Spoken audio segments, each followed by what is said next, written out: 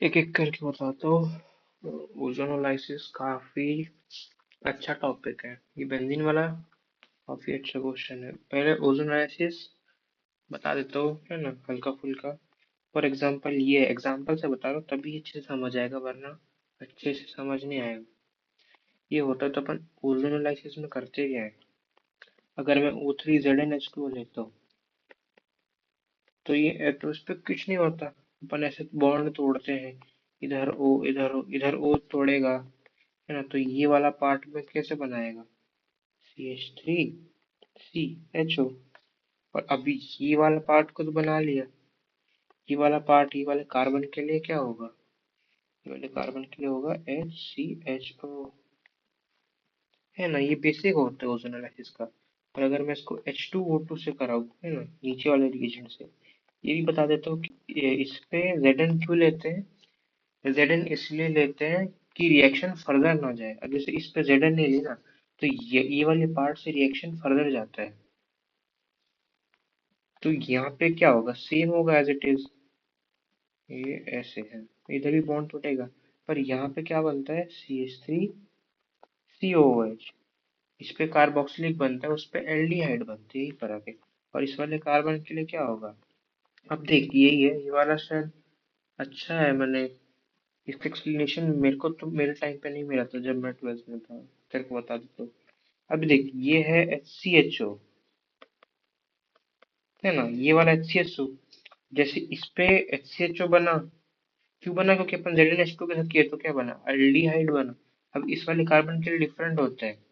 अब देख ये HCHO है, क्योंकि यहाँ पे ये Zn क्या कर रहा है, ओजोनोलाइसिस को लिमिट कर दे रहा है ना। ये तो रिडक्टिव ओजोनोलाइसिस है, फर्दर नहीं जा रहा।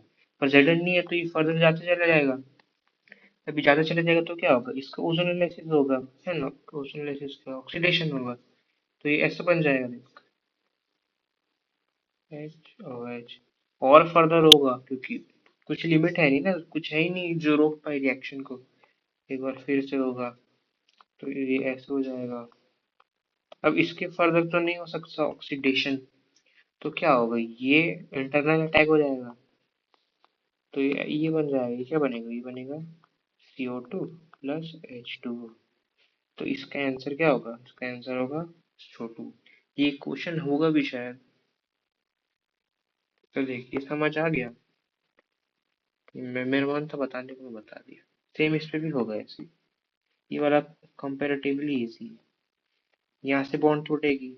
अब इस पे जैसे अपन बॉन्ड तोड़ के वो डालते हैं ना, मैंने एल्डिहाइड बना रहे हैं, तो इस पे तीन तीन बॉन्ड है तो तीन बार टूटेगा।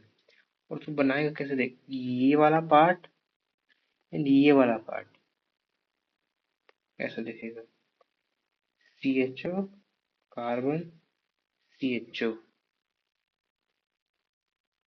और ये ऐसे तीन बार बनेगा, क्यों, क्योंकि तीन बॉन्ड है तो ये तीन तक होगा।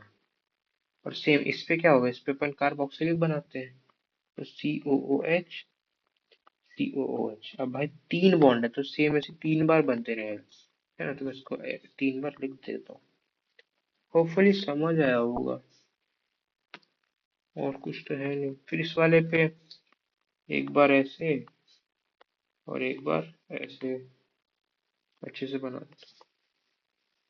इस पे ऐसे और इस पे ऐसे। इसका आंसर भी यही होगा, सेम ही है दोनों। 433 और 459 तो सेम है।